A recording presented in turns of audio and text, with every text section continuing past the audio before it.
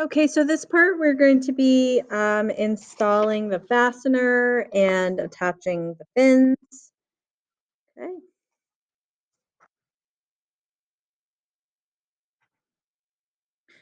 so you need your brass fastener and you need a glue stick.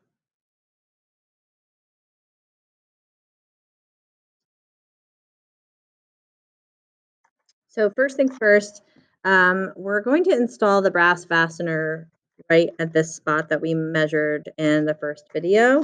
And we're going to install it from the bottom of the main body panel. So you've got the air scoop on the bottom, and you're going to push the brass fastener up through here. Now I'm just going to show you, you're not going to push the brass fastener flat with the surface. You're going to actually end up leaving a little bit of a neck on the brass fastener.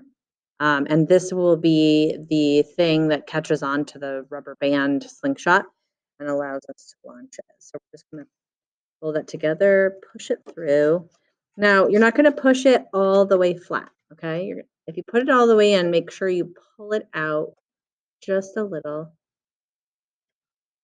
And then while you pull it out, fold those fastener pieces across.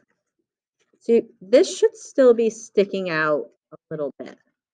Okay, kids who install this so it's flat to the panel have a problem launching. So make sure you've got a little bit of the neck. This is kind of sticking out a little bit. Okay. And then on this side, you might want to, just for aesthetic purposes, line this up. But it doesn't really matter. It doesn't affect the function if it's not lined up. And then you'll want to use a piece of strong tape and put it across here. Or if you have hot glue, you can tape it across there. I'm going to use tape. I don't have my hot glue all heated up yet, so I'm going to use this caution tape. This is really strong tape. And it's better to use strong tape, or you can use hot glue if you have it. Or if you have time to let it dry, you can use liquid glue. If you use liquid glue, just put a little puddle of liquid glue around the area that the brass fastener is installed and put it aside for a really long time, like till tomorrow, and let it dry. Otherwise, if you're using nice strong tape, push it flat and then just put the tape over the prongs and smooth it onto the surface of the skimmer. So you can see on the other side, I still have this, there's plenty of space between that little button and the surface of my body panel there. Okay, but this will keep it in place. So we want to put the tape there or really strong glue so that when we use the launcher, it doesn't pull the brass fastener through. And then we're going to install the fins. So the fins are going to be installed right here in this little slit that's cut this and like this, so that the slanted portion of the fin is facing the front where the air scoop is. Okay, so this is the front of your car. These are the fins. And if you decorated them, you definitely want to make sure that your decorations are facing out. Okay, so the first thing that we're going to do is I'm just going to put a little bit of glue on this bottom edge.